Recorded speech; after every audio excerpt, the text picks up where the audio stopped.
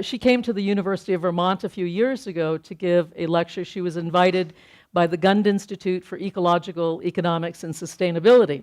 So she was at her public lecture. It was a big public lecture, and her host asked Alice to give her views on these matters, that is, on ecological economics and sustainability. And she responded that the key issue was jobs, and that people's well-being through employment was key, and sustainability had to accommodate. It wasn't the answer her host was looking for. So, for example, she argued that there has been an overemphasis on poverty alleviation as well as educational investments as the primary drivers of economic development.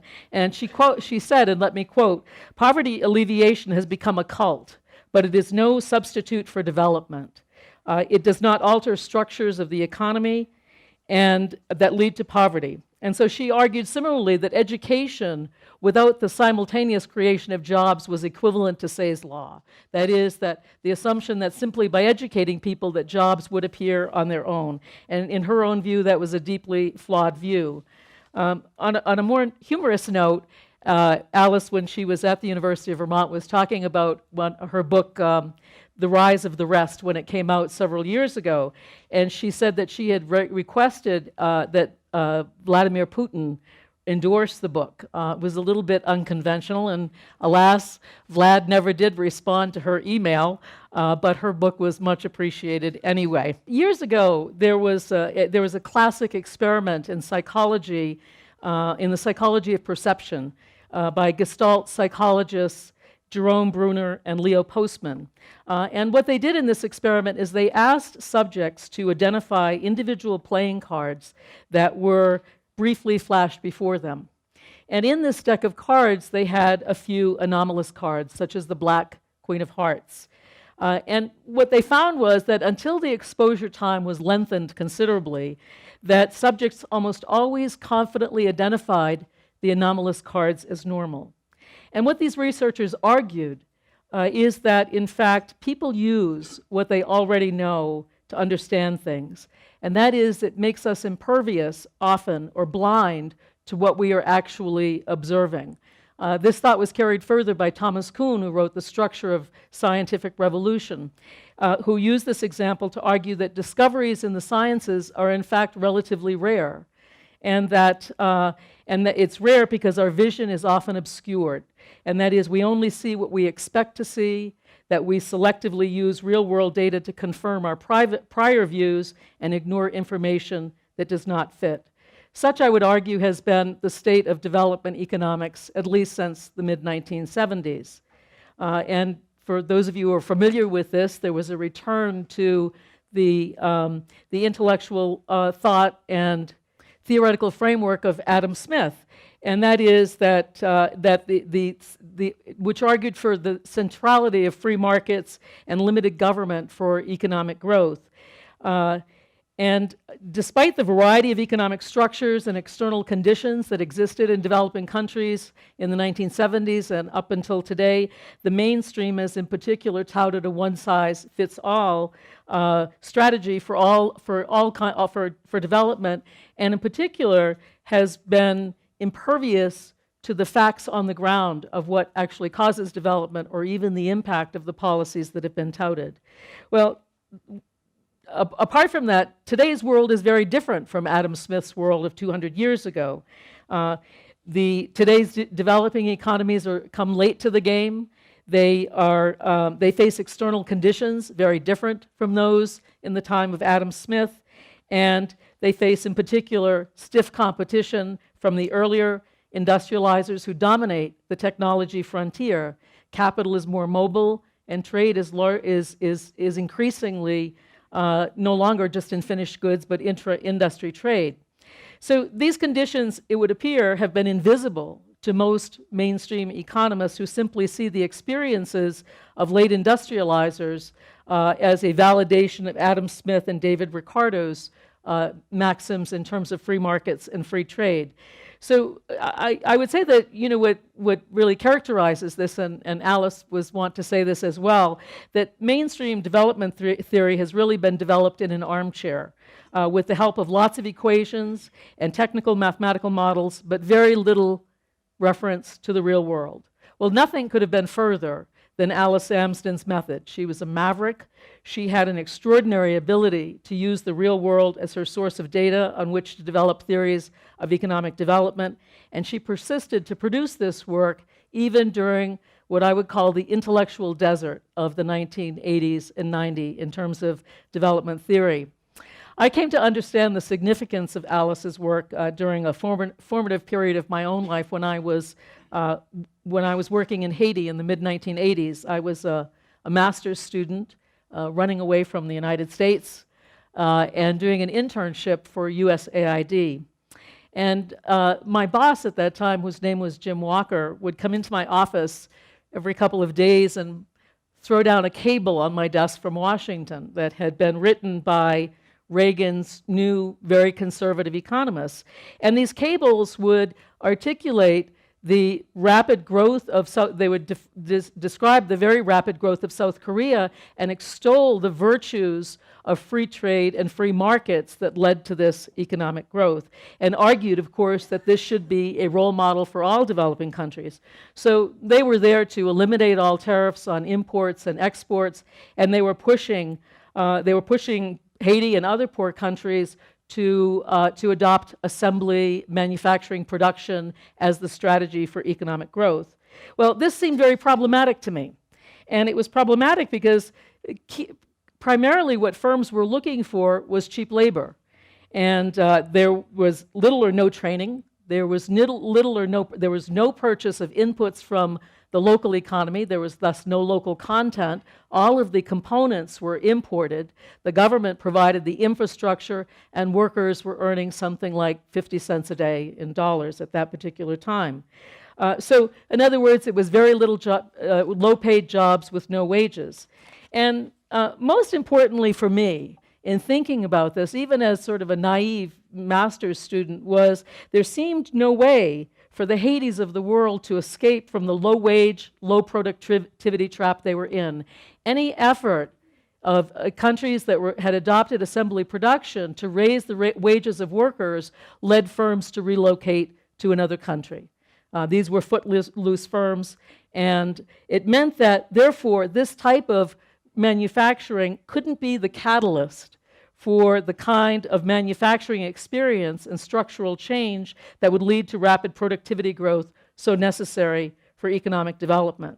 And it is really that nexus, that is, of how to move up the industrial ladder in a world of intense competition with some pretty sophisticated front runners that was really missing in the neoclassical description of how economic development would occur.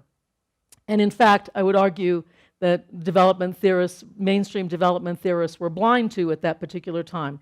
And in many ways, I think that there was no connective tissue in their argument that you would have these low-level, footloose industries and somehow spontaneously move up the industrial ladder. There was no description of what the connections were that would in fact raise productivity, particularly in the context of very mobile firms at that particular time. So, as I said, despite these very sophisticated models, there was really no theory of structural change or productivity growth. And so at that time, I knew something was missing from the neoclassical growth model. I wasn't sure what it was. I left Haiti after the election coup and massacre of 1988 and started a PhD program at American University in Washington. And in that next year, Alice published her book, Asia's Next Giant, South Korea and Late Industrialization. And it is really that book that formed my intellectual framework for many years and continues to shape how I see the world. That book in particular highlighted Alice's breadth as an economist. She was a great theorist. Her theory of late industrialization, in my view, is unrivaled in the field of economic development, both for its breadth and its intricacy. She was also a great economic historian.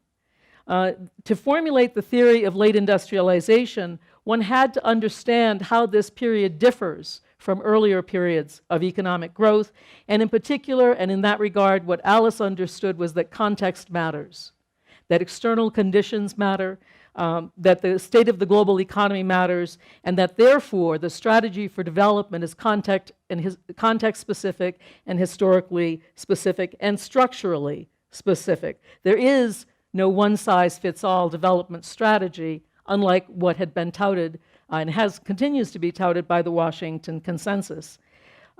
So Alice knew that what needed to happen was that structural change was necessary to move from the production of primary goods, labor-intensive goods, to goods that required knowledge-intensive assets. And that this required a very different set of tools than earlier industrializers had utilized. So I want to say a few words about her methodology, which people don't often talk about, but I think is very relevant and important.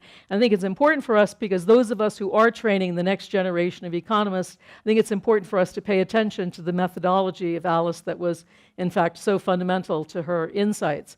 And let me just say this, it was really relatively straightforward, and that is her methodology was fieldwork, talking to people about whom she was theorizing, talking to people, to industries, to government officials, to industrialists in specific sectors of the economy in dozens of developing countries. Alice could talk to you about the specific banks and industries and sectors in numerous middle-income and late industrialized economies. And when Alice was giving you advice, Alice wouldn't say, you should read Kaldor or you should read Hirschman. She would say, you should look at what Brazil's doing.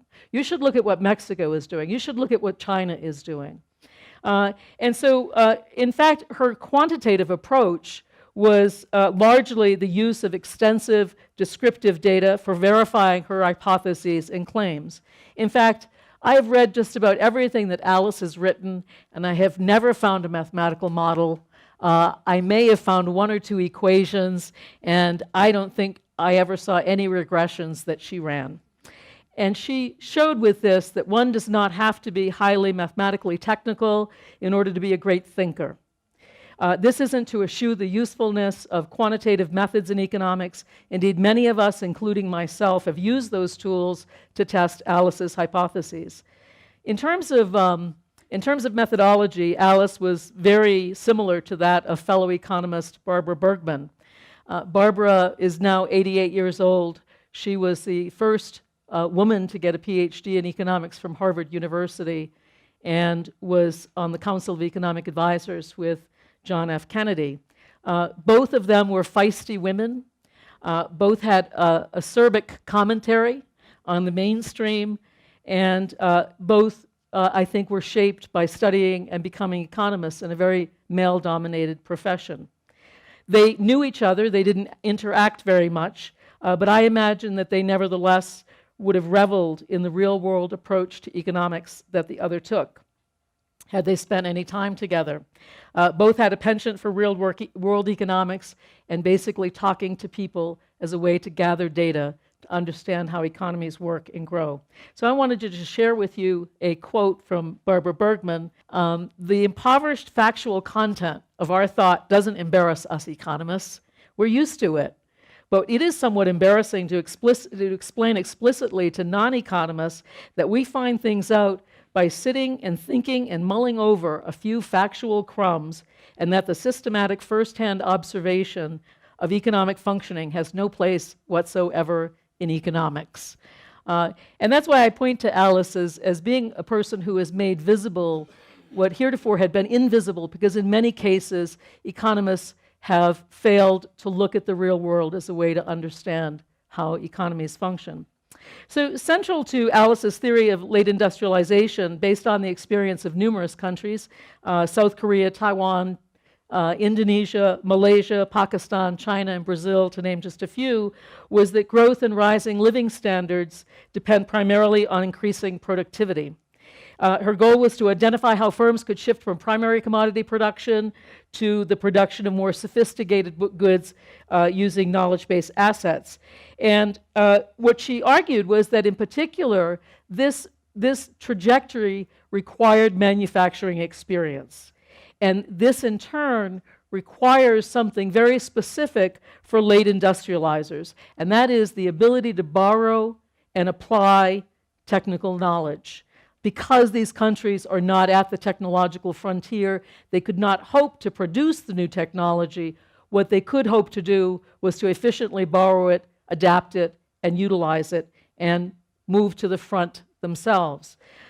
So as Alice, one of the most fascinating parts of Alice's work, I think, was her description of how countries and how the governments help national enterprises adopt technology and learn. And what she argued is that borrowing and applying frontier technology is not easy.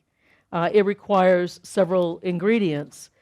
First of all, you have to purchase or license best practice technologies, and in order to do that, you have to earn foreign exchange. So you have to be able to export in order to generate the foreign exchange to purchase.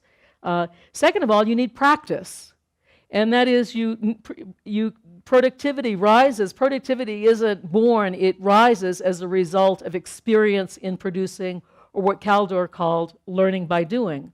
And so what this means is that it required consumer demand, domestic demand, and of course export demand. Helping, and what that required was import barriers and export subsidies in order to give firms, national firms in particular, the experience they needed to learn over time. And of course, because costs had to be kept low in order to successfully export, and profits would have had to have been razor thin in order to do that, and firms would therefore have been unlikely to be willing to export. What was required was ways to incentivize firms to move into these industries, to help boost their profits in order to get them into these industries, and then subsidies so that they would be competitive in order to export and get experience. So one might argue, and certainly there's a common argument these days by the World Bank, but in a number of countries, and that is that one way to get that experience is to repress wages. This certainly was the argument in Haiti at that period of time, and subsequently in many countries. And that is the idea that governments should discipline labor or make labor markets more flexible. So basically, by lowering labor costs, you can reduce the price of exports, you can generate foreign exchange, and get practice, and therefore raise productivity growth. But Alice, and I think that this is one of the areas of Alice's work that has received less attention than it deserves, and that is that Alice argued that this is a flawed strategy for late industrialization. And I'm going to tell you a little bit of why she said that with regard to the experience of South Korea. She argued first, it's true that if you lower wages, export prices would fall. But late industrializers are so far behind developed economies that wages would have to fall a lot in order for firms to be competitive. And moreover, wage cuts are no guarantee that skills will rise or that total costs will fall, and in the long run, she argued, falling wages in poor countries are no match for rising productivity in the rich ones. So what she had to say about wages was fundamentally important in my view.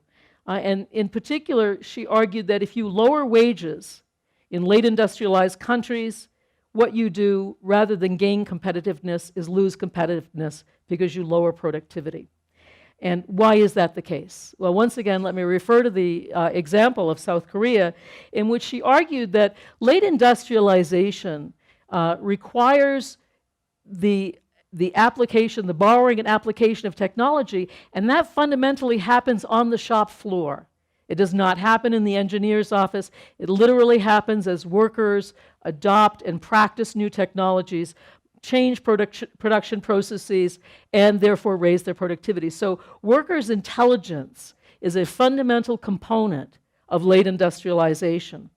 And so she argued, that even if you bought a factory or a turnkey factory or a patent or a blueprint, that the knowledge about how this worked was not codified. It was tacit knowledge, and you needed the cooperation of workers to do that. And higher wages were the incentive for workers to exercise their intelligence on the job, as she put it. It also meant that workers were more loyal, that turnover was lower, and it meant that investments in workers' skills were retained by the firm, and the firms benefited from this. So I think this is an important lesson that Alice shares about how the actual micro-level framework in which productivity rises and the role of labor in that particular process. So what she argued then was actually that higher wages, not lower wages, are needed to stimulate productivity growth and structural change. And she argued that in South Korea, in fact, that it was rapid productivity growth was in fact due to rapidly rising wages. This, in fact, was the topic of my dissertation, and that was that I wanted to test Alice's hypothesis, and that is that I developed a macro model that looked at the impact of wages on growth, and the question was South Korean growth wage-led? Did wages lead, and was there evidence that wages stimulated productivity growth to create a virtuous cycle? And the answer to that was yes. I would be wrong, however, if I failed to mention that there was something else that I discovered in this work that Alice and I have talked about and debated a few times, and that is that there were low-wage workers in the Korean economy, and they were women who were segregated into labor-intensive export industries through a variety of cultural and social norms that led them to be perceived as secondary wage workers that could be expelled when there was a shortage of demand, reabsorbed when there was a need for them.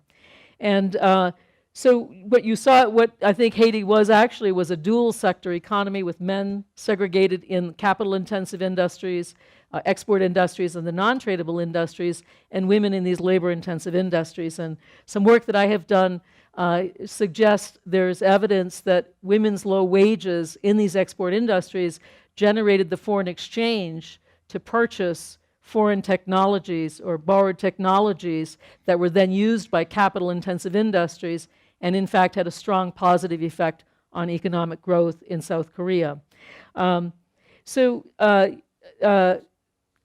Alice and I talked about this, in fact, the first year that we were at APORD together, and she radically disagreed with me, but we agreed to agree on the following, and that is that low wages were a stimulus to growth in South Korea. Low female wages were a stimulus to growth, but they certainly were not sufficient to promote growth in South Korea. Much more was needed in the way of policy. So the question then might be, what policy tools could be used to incentivize national firms to move into industries in which they had no experience and were therefore unable to compete, neither nationally nor in foreign markets?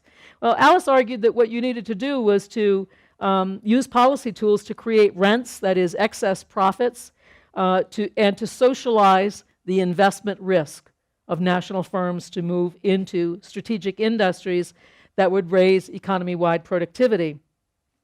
So the state artificially raised profits by subsidies, by import controls, and giving some firms import licenses so that they could earn super profits on protected import goods, lower cost energy, subsidized credit, and so forth. And of course, it promised to bail out large firms in the event that they face difficulties. So the challenge, of course, that Alice has underscored, that has been so pivotal to understanding the success stories of late industrialization, is that while subsidies generate rents, there's no guarantee that those rents would be invested in ways that raise productivity. And so strategies are needed to make sure that firms take what I call the high road. That is, that they align their profit interests with the broader interests of society. Unlike in Haiti, for example, where the major firms and the large families in the export industries in Haiti were given all kinds of perks, import licenses and so forth, and they primarily used that money to go shopping in Miami and Paris and to import BMWs. But it was never reinvested back in the Haitian economy to raise productivity. And so here is where Alice argued that late industrializers differed from other governments, and that is that these governments to various degrees use tools at their disposal to discipline capital as well as labor. And I think that has been a very missing part of the story of economic growth. There is a broad sense in the mainstream that somehow multinational firms and even large national firms somehow do not need to be disciplined. And I think it is because many neoclassical economists continue to be under the sway of the notion that markets are competitive. Indeed, when roughly 88% of markets globally are considered monopsonistic, or at least not competitive. In any case, the case of South Korea is the most stark. It was the one I spent a lot of time researching, and the state used what Alice called reciprocal control mechanisms. And there was basically a carrot and stick approach, and in many ways it was very effective. The large conglomerates were given a variety of subsidies that I've just described to you. They were then required to invest a particular portion of their profits in strategic industries, and within a given time period, they were required to export a certain percentage of their production. Every month, they met with the Ministry of Trade and Industries, and they had to report on how they were doing in meeting their investment targets and their export targets. If they were running into problems, the government worked with them to identify what those problems were, but they also knew that the stick was available, and that the stick was that the subsidies would be withdrawn and any of the subsidized credit would be withdrawn and so forth. In other words, that these firms were held accountable. If they failed, they lost access to the prized benefits that led to their rents.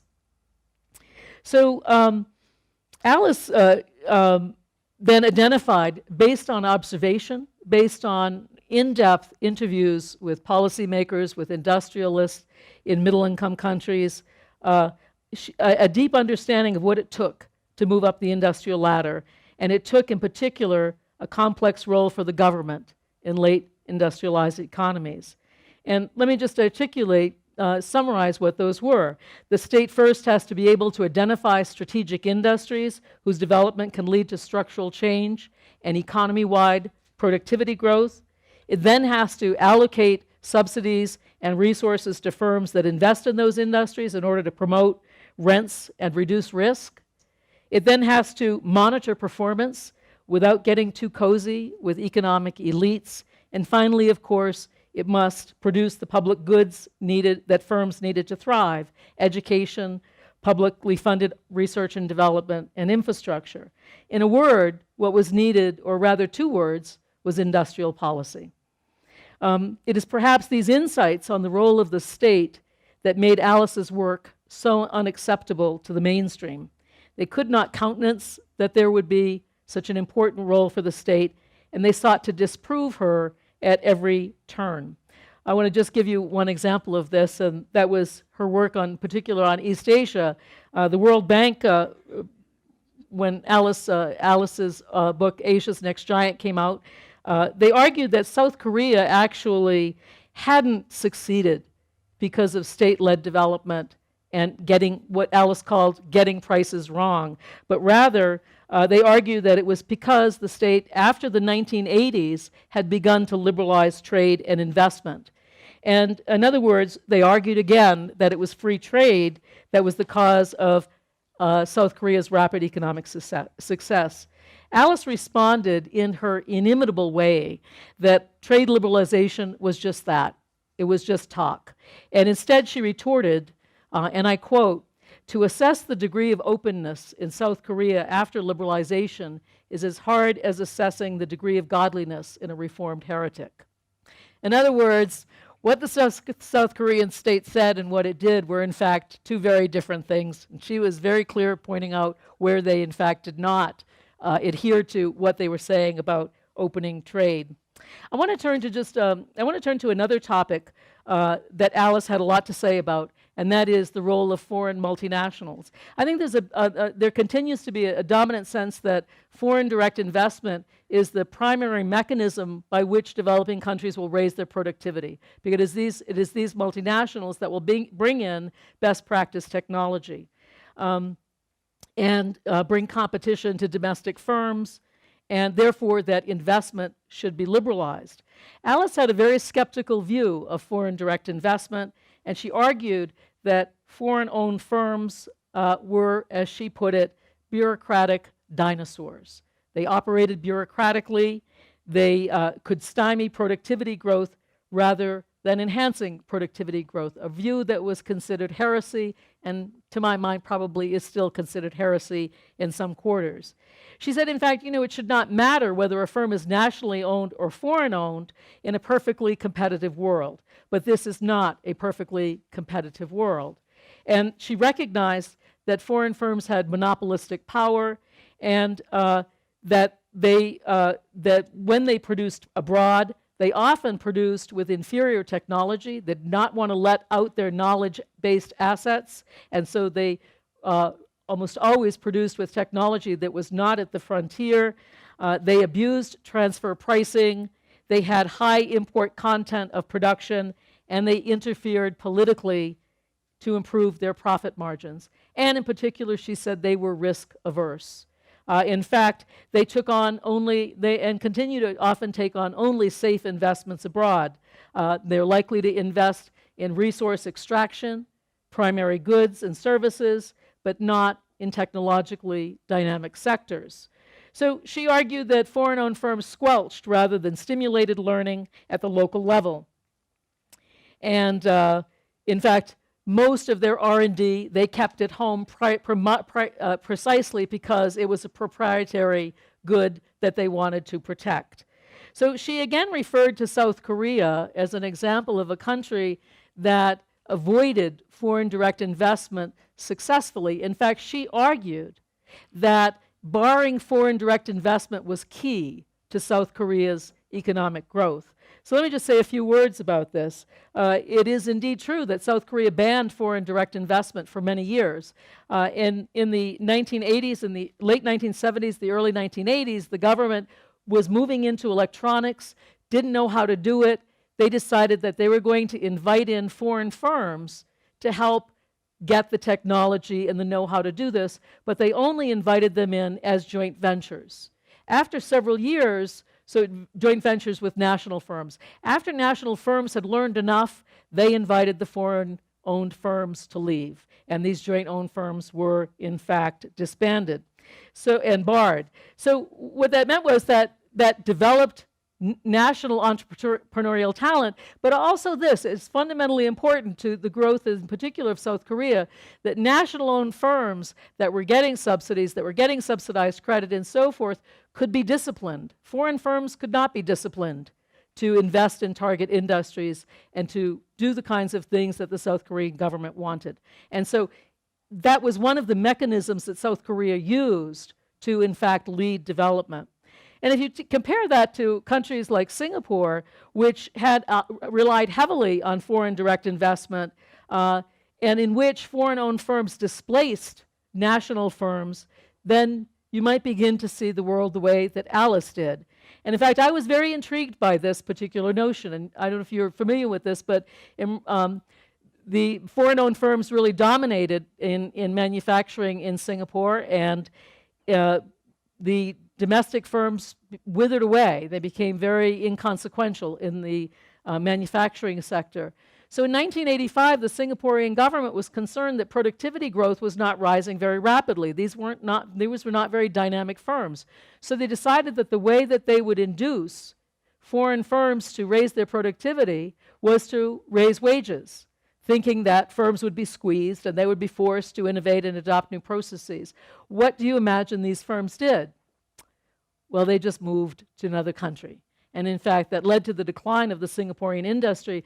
But what I noticed and what I remarked upon was that if you looked at not only was productivity growth slower in Singapore with so much foreign direct investment as compared to South Korea with virtually none, if you look at the period in which there has been investment liberalization, roughly from the 1980s onward, what you find is that in middle-income countries, productivity growth had slowed dramatically.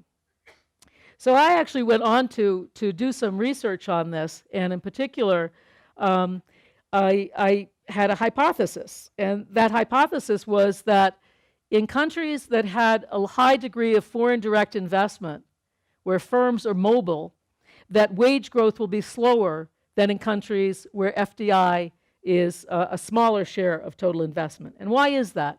Because when firms are mobile, it presents a threat effect to workers. Workers recognize that if they try to raise their wages, that firms will relocate. This is true not just in developing countries, but was also true in the United States when the NAFTA agreement was passed. And so what that meant was that wage growth would slow as a result of a larger share of foreign direct investment as a percentage of total investment in an economy.